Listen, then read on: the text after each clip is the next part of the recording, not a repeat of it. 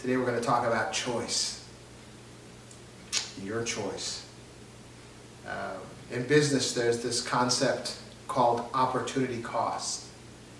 And to where a business owner, one making the decisions, would look at a situation and determine what choice to make. Okay. And the way that determination is made is you just weigh the cost, right?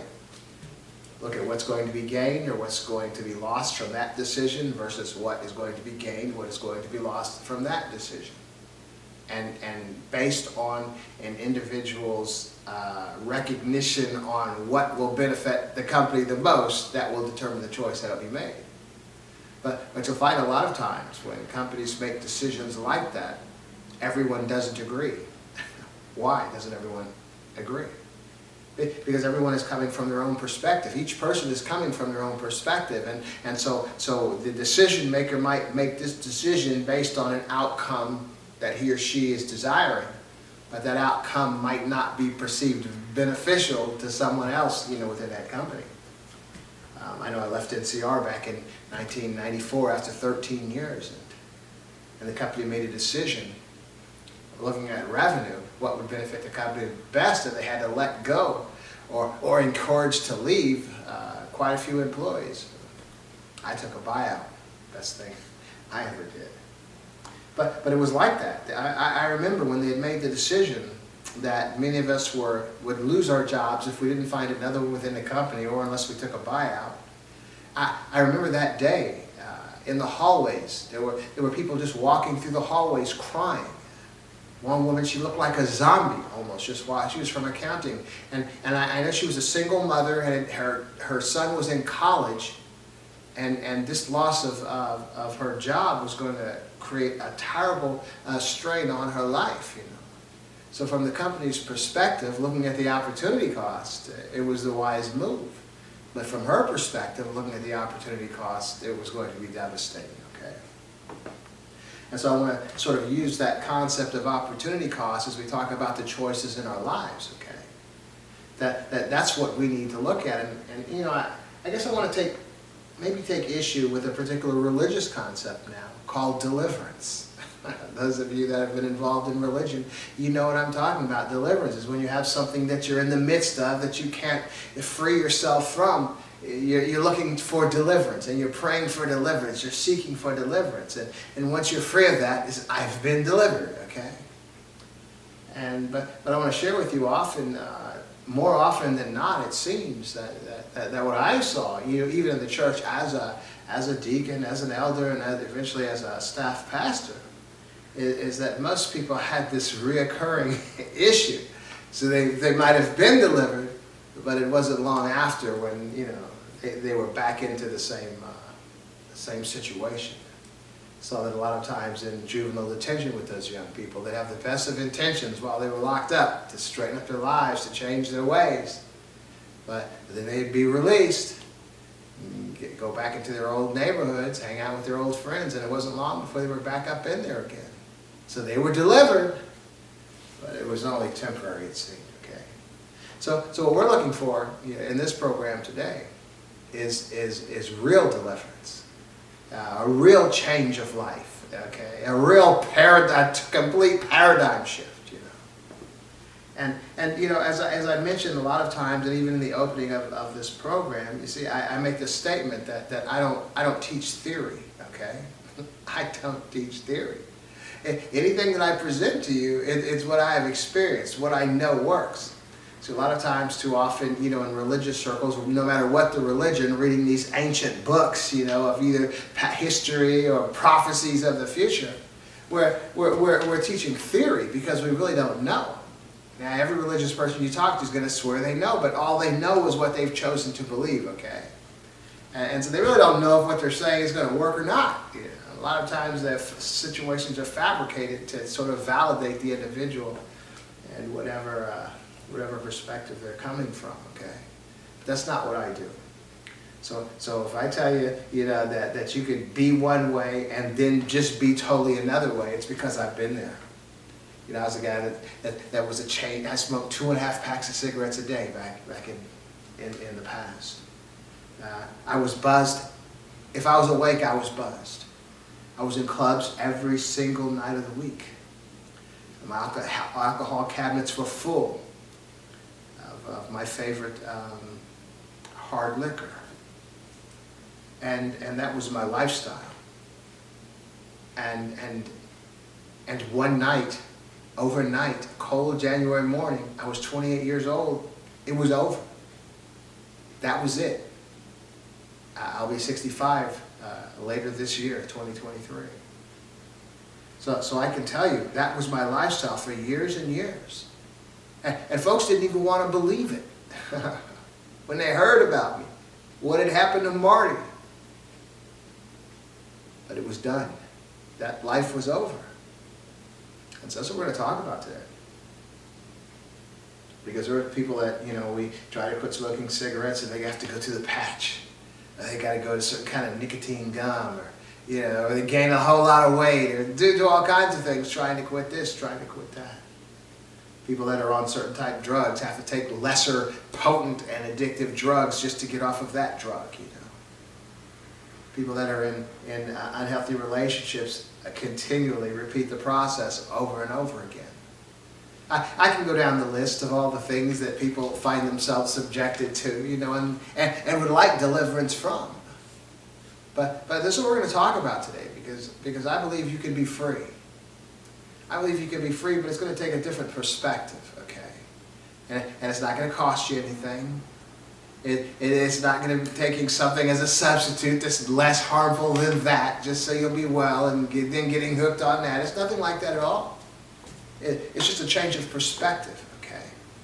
And see, the problem I have, even giving a message like this, is I have the past maybe, 5 or 6 episodes, is just trying to convince folks to give it one more try, okay?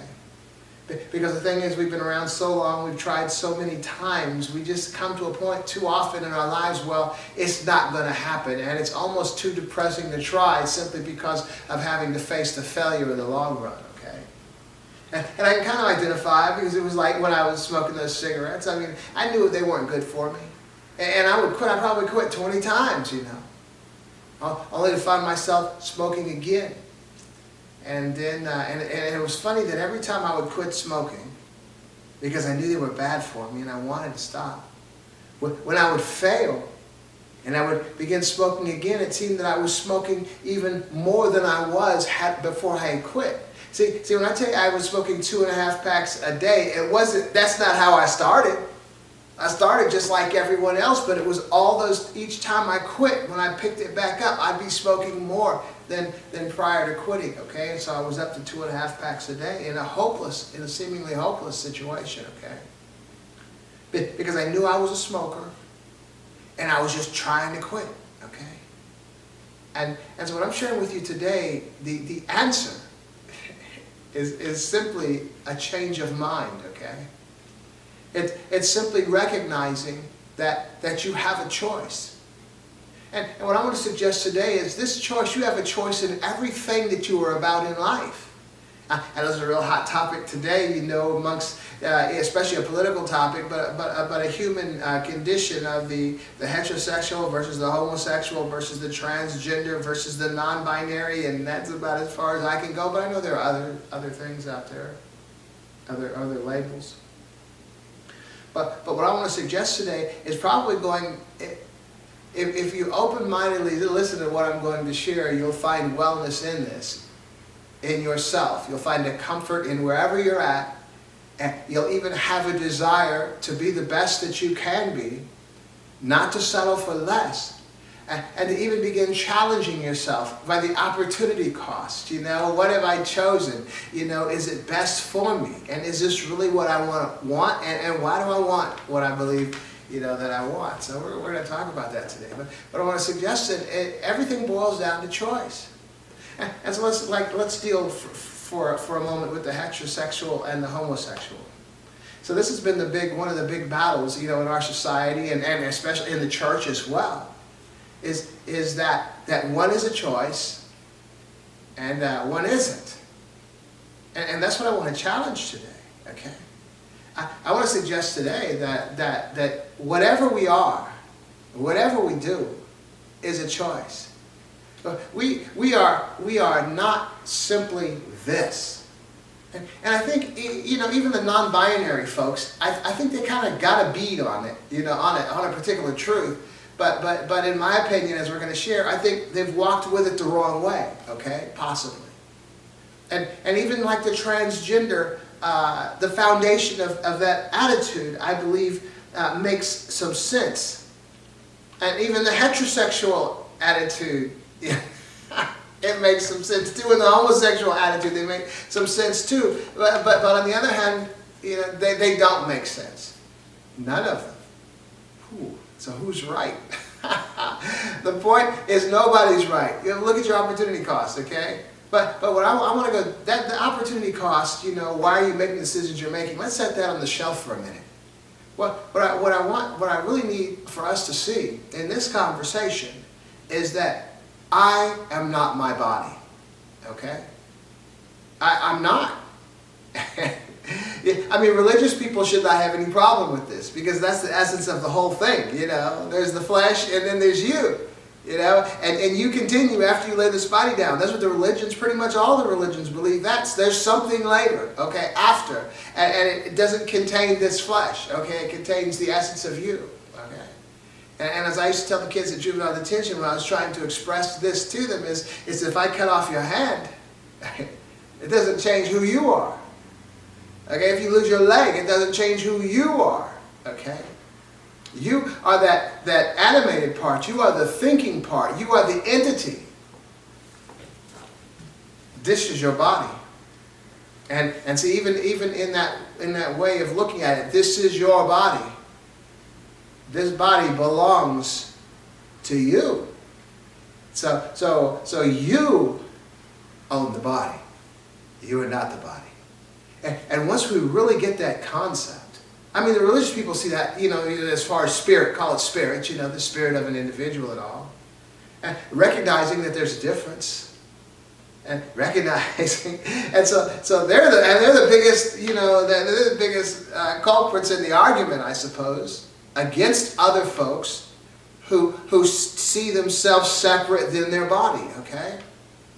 And so this is a very difficult subject, because I can approach this topic from one way and all the heterosexuals will be cheering me on. I could approach it from another direction and all the people who are not heterosexual will be cheering me on. But I want to say that all should just step back and take a peek at what we're really looking at here.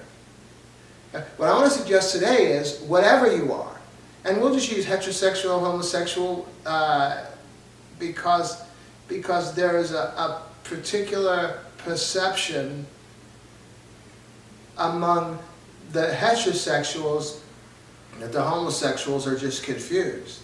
And then there's this perception of the homosexuals that this is simply who I am, this is what I was born to be, okay? So I can't be wrong, okay?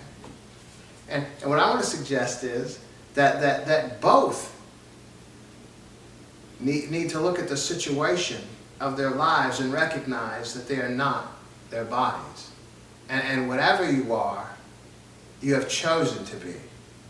Whether you're heterosexual or homosexual, you have chosen to be. And there's nothing wrong with that, okay? You've weighed your opportunity cost, or at least you should, and determine that this is what, I choose, but it's all a choice. Your body is one thing. You are something else. And everything that you are is what you have chosen to be. Now, I'm not saying what your body is, because you did not choose what your body is going to be. But you are not your body. And so everything that you feel that you are, that you have embraced, that you know that you are, that you believe you are, is simply a choice that you've made, okay? And you say, well, where am I going with that? I mean, it's just hang on. Because this is where we're going to find wellness in everything in life that we want wellness in, okay? We have to recognize that everything that we are, everything that we do, everything that we live, it's been a choice, okay? And you might judge my choice as being, inferior. I might judge your choice as being, I won't though, I might judge your choice as being inferior, but they're not, they're simply your choice based on what you have determined, is best for you. And so what we want to talk about today is just that the choices that we make, are they the best choices for us, okay? Because if you felt that you were born a particular way, either way or any way, you don't feel like you have a choice. You feel like this is what I am, this is what I have to live with. And what I'm suggesting is it's not. Everything that you are is a choice, and you have the choice to remain or you have the choice to change, okay? Let's go back to the cigarettes, because it's a less, testy subject, but you smoke cigarettes because you choose to smoke the cigarettes. If you decide that you don't want to smoke cigarettes, then you choose not to smoke cigarettes. It's not like I'm trying to quit, because the moment you say I'm trying to quit, you haven't. You still smoke cigarettes. I'm just trying to quit. You have the choice of smoking or not smoking. Whether it's cigarettes, whether it's drugs, whether it's alcohol, whether it's a way of life or a mindset or anything that you embraced, it's your choice. And again, I'm coming to you from a place of experience. Because those that knew Marty can't conceive of who Martin has become. Why? Because Martin decided by choice that this is who I am. Okay, race is a good one. It's a good example. First of all, there is no such thing as race. Okay, it's a human construct for the purpose of oppressing a people. Okay, or justifying the oppression of a people. We are human beings, and I don't want to say there's a human race. No, there's not a human race either. They're just human beings, and that's it. Okay, and so I growing up, especially as a military kid, I saw people of parents, dad one thing, mother something else, everything you could imagine on this planet. But I had particular friends that were, maybe the mother was white and the father was black. One in particular, a very good friend of mine. Many in particular, but one was a very, very good friend of mine. And he had a hard time, because we looked the same. His mother was white, his dad was black, and we were the same complexion. But he wanted to be white. He wanted to embrace his mother. That's what he saw himself, okay? So this is a perfect example of a person who had the right to claim his mother or father. That is the right. He had that right. But his body was reflecting something else. He was black. Very brown. And he had a very tough time struggling. Whether it was trying to date girls or just the way that he, or trying to brush his hair down to make it look straighter than it was. He had a very difficult time and a very unhappy childhood. I remember. And if he had just gone with the flow of the color of his skin and his daddy, he wouldn't have had that issue. His mother was a really cool white lady. His dad was a real cool black man, knew my dad. His dad played the trumpet, and he was a musician and all, in the military. And my friend played the trumpet as well, just like his dad. So he was just like his dad, but when he didn't see himself just like his dad was the color of his skin. He was white. And I really felt sorry for this guy. Because he was a good guy, but he really suffered. Because he really, really wanted to be white, like his mom. But he didn't look white, and so no one embraced him as being white. As a side note, all his friends were black. So he was just caught in the middle of some chaos and confusion of the mind. Why? Because what he perceived himself to be was not in line with what his body was. Now, was he wrong? No. I mean, if there was such a thing as race, I mean, he was just as much white as he was black. But his body did not reflect that. So there was a disconnect between who he perceived himself to be and what his body reflected. And he was very miserable. But he continued to be that way throughout life. He joined the military just like I did. And later in life, he met a white girl, married a white girl, had some kids. Because there's always going to be somebody out there. There's somebody out there for everyone if you would just let down your guard. There's someone out there. But what my friend did was he weighed the opportunity cost. He chose not to be the color of his skin. He chose to be white. It was totally his choice. There was something that he wanted to be, and that was what he chose. And that's what we really need to see. He wasn't born, white in a black body. No. He had a parent. One was white, one was black. His body came out, genetically came out brown, but he wanted to be white. And he chose to pursue that. And that's what he did. He weighed the opportunity cost because he was ridiculed. He wasn't really totally accepted by black people because it was sort of an offense to black people in a sense. He wasn't accepted by white people because he was black in their eyes. And he recognized all of this. And sometimes he would humiliate himself just to try to gain acceptance. Or maybe he wanted to go out with a white girl, so he would play on her sympathy or something like that. He would lower himself. But he weighed the opportunity. The opportunity cost was there. And he made the choice, it's worth it. And that's what he did. And see, I don't even know if he realized it at the time, but the reality is what we have to see is the disconnect between who we are and our bodies. When that becomes clear and that becomes real, we can recognize that we have the choice to be or not to be. Okay? For me, I was a guy getting a buzz. From the time I was like 14 and 15 on up till I was 28. And to be honest with you, so I was drinking and in the clubs and in that lifestyle. In my mind, I just thought, although I was a young man, I just knew that I was just going to be a cool old man one day. But I could never conceive of changing because this is who I was. This is who I perceived myself to be. And so if there was, my body had an attraction to something, or if my body had a seemingly addiction to something, it really didn't. This was simply the trick that my subconscious was playing on my mind, that you don't have a choice, this is who you are. But as we have discussed in other episodes, your subconscious doesn't have emotion. Your subconscious doesn't have an intellect. Your subconscious is simply a filter that processes the experiences in the environments and comes up with a conclusion of this is who you are, okay?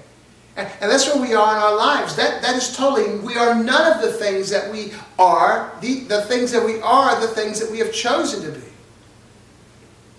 I used to tell my kids coming up all the time when there was something that they were struggling with, whether it was a sport, or whether it was a particular subject in class, or anything that they wanted to put their hand to do and didn't seem too good at it, was, look, this guy's doing it. He's got one head, two arms, two legs, just like you do. If he can do it, you can do it. And it's true. But you have to make that choice.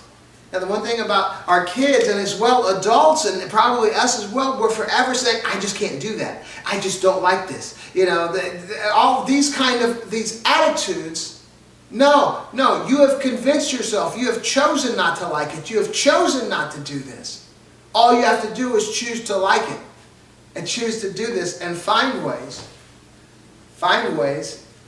to make that happen. Find ways to make you like it, okay? For real. So you have a lot of stuff going on here, but everything is a choice. So I'm suggesting you, whatever your situation is, if you don't like it, you can change it. And what I want to suggest to everyone who is living the life in their choices, is this really what you want to be? Is this really what you want to do? And see, oftentimes, like for me, I was fortunate enough, like for example, NCR. I was fortunate that the company was laying us off. I was also fortunate that I had opportunity to take the buyout. I was also fortunate to have the opportunity to get an extra $5,000 if I would just sign a document saying that I would never sue him, and I signed it. Because the reality is, I would have probably retired from NCR. And so what I believed was the place where I was and the place where I just had to be, where I was going to retire from. I was miserable. I didn't like it. I wasn't making that much money. I wasn't satisfied in it.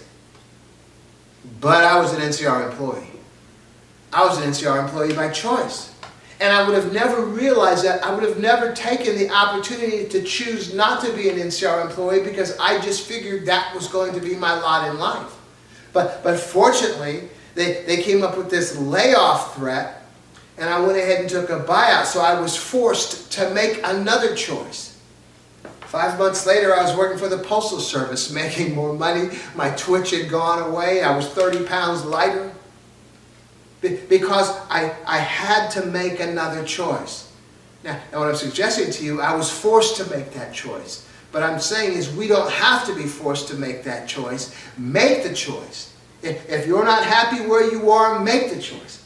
But what I'm going to suggest is before you make a choice like that, begin to evaluate why you're not happy. Okay? Is the reason you're not happy valid? Because overall, we have to, for me, we have to recognize that life is very short, okay? And we don't want to spend a whole life being miserable. We don't want to make our whole, spend our whole lives, our whole short lives making wrong choices and being in worse situations and unhappy situations, just miserable and finding our only freedom when we finally die one day. We want to recognize that we are the authors of our destiny based on our choices. And we have to determine how we can figure out the best choices for our lives, okay? And that's all we're talking about. But the first thing we have to recognize is there is a disconnect between who we are and our bodies. We also have to recognize that what is influencing who we believe we are is our subconscious that is simply responding of the environments that we've been presented with. You might have, for me, example, man, I was raised as a military kid.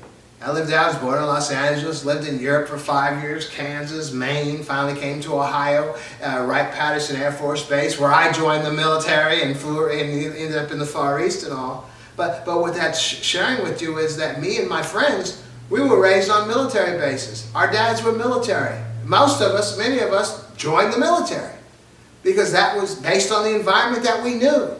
So in a sense, we didn't realize we had a choice because our subconscious grasped that reality of the environment we were raised in, and we were then convinced that this is just who I am.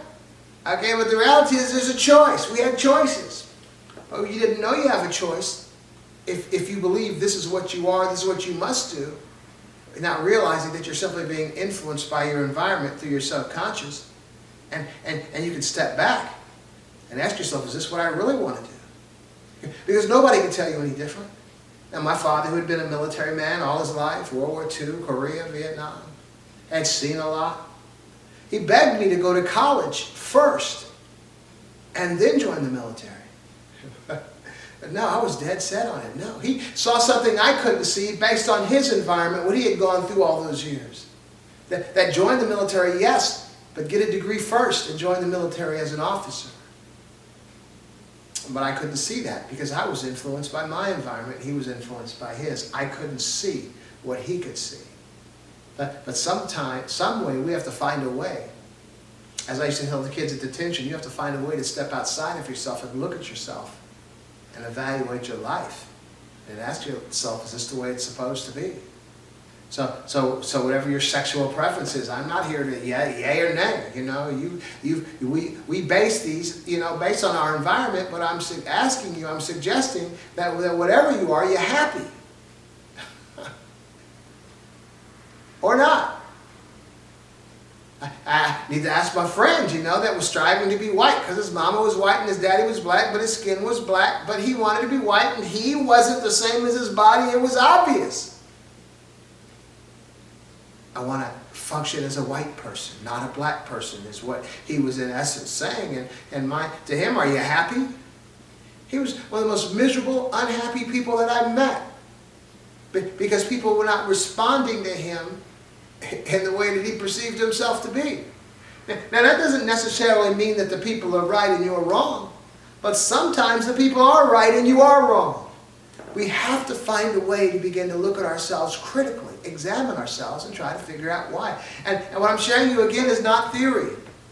I am not the guy, I am the guy I always was, but my situation is totally 180 degrees different than the person I used to, than the lifestyle I once had, because I would have to challenge myself. Look, man, this might be kind of humorous or might kind of silly, but maybe about 20 years ago,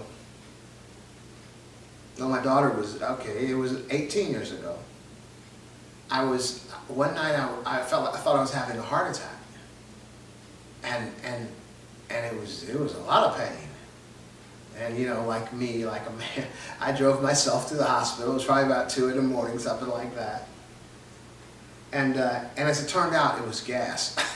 It wasn't a heart attack. But that made me think. That made me reevaluate. It could have been a heart attack.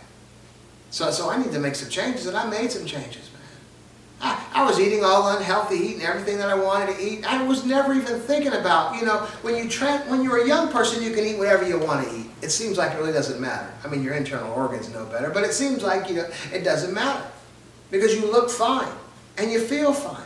But as you grow older and you're still living the same lifestyle, that the effects are more pronounced in your life, and you realize that there's something wrong. And so at this time, I think I was in my 40s, and I was still eating the same way I'd been eating as a young person, totally 100% unhealthy.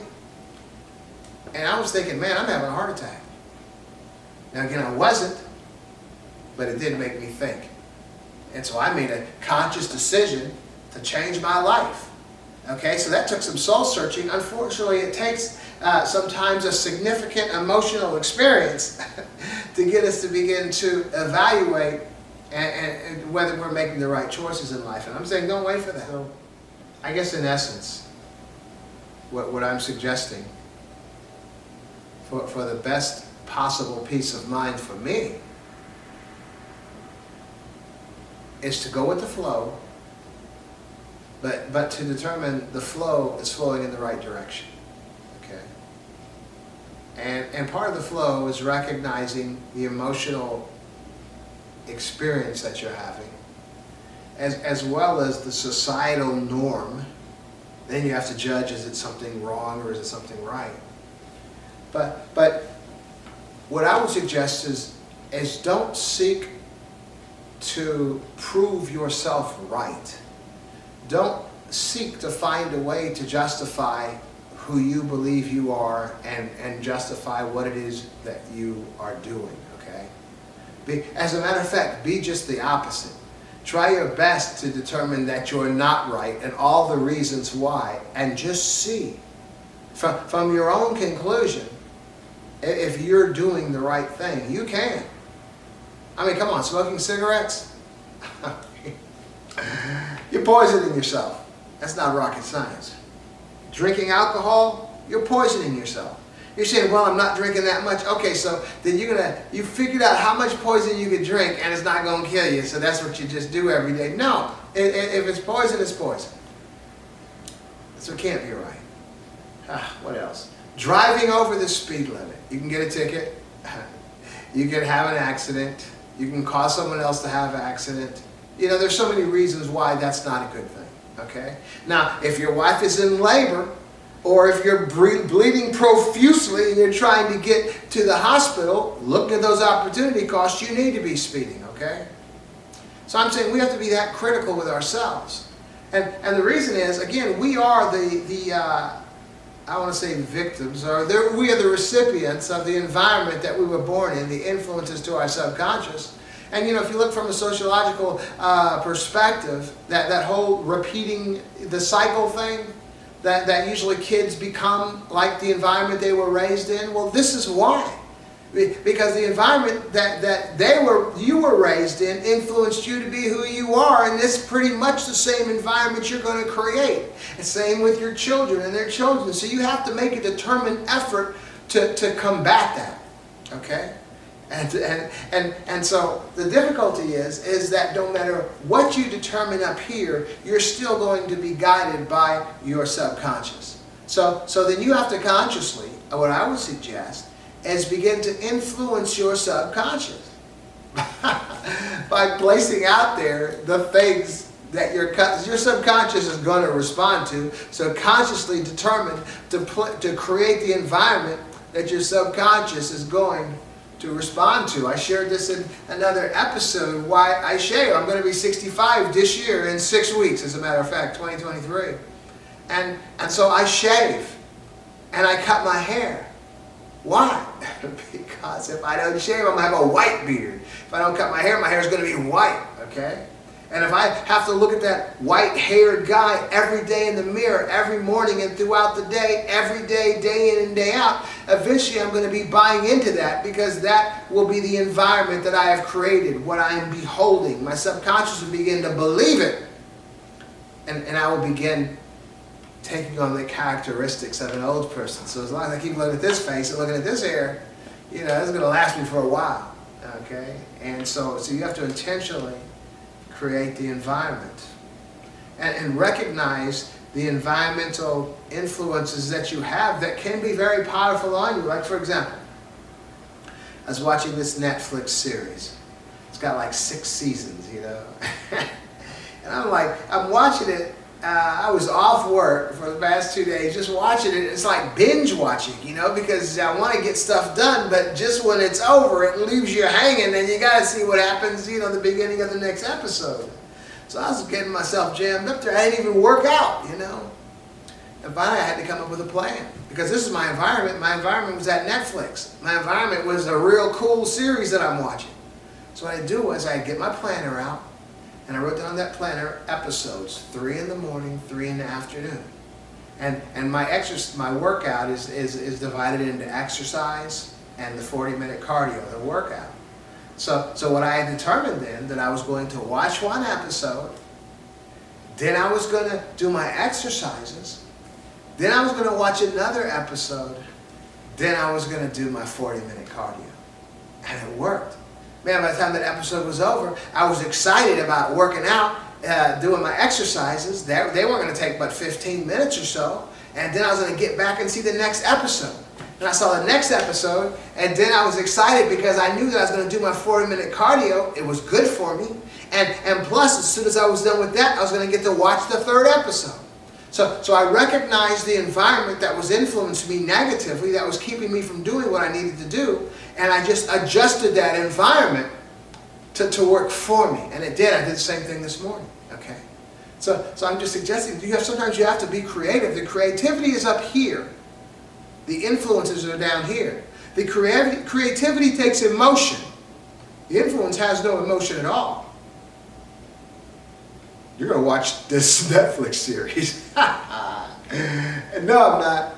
Okay, but you just can't. A lot of times you just can't say no, you're not. That's also the effectiveness of even creating a planner. Okay, just writing down the things that you do that morning. Write down all the things that you have to do that day. Find your way to manipulate your environment. Man, I eat right. 5 days a week, I eat exactly what I'm supposed to eat from the time I get up to the time I get off. Why just 5 days a week? Because those are the days that I work. And what I've done is I found a way to fit my food preparation into my morning, and everything that I eat is at a certain time, pretty much estimated each day.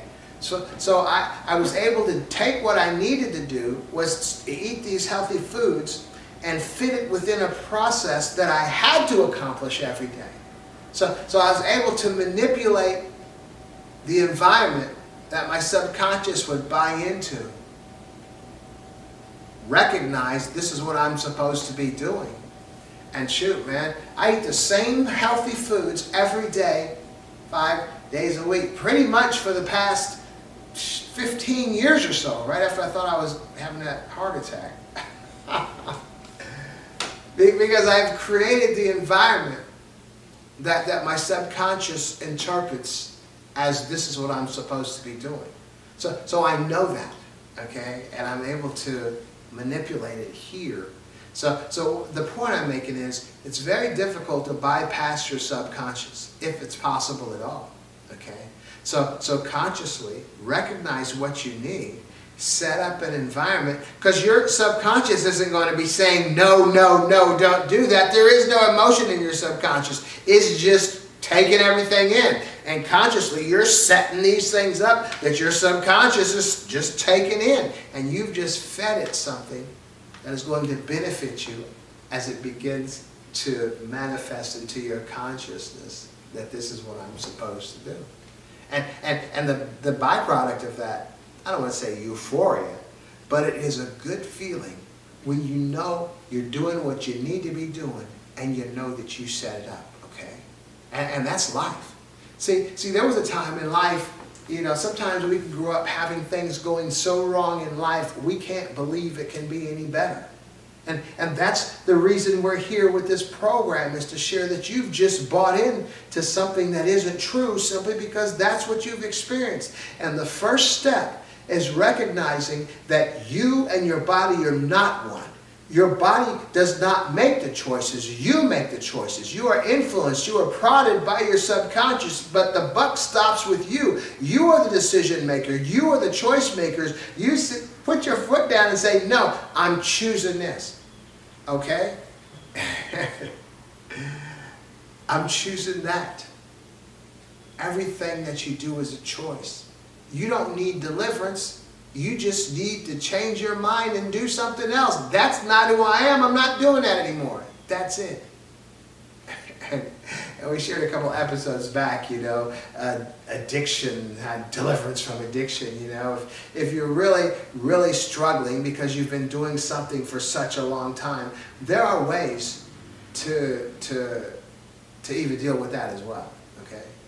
So I want to leave you with this.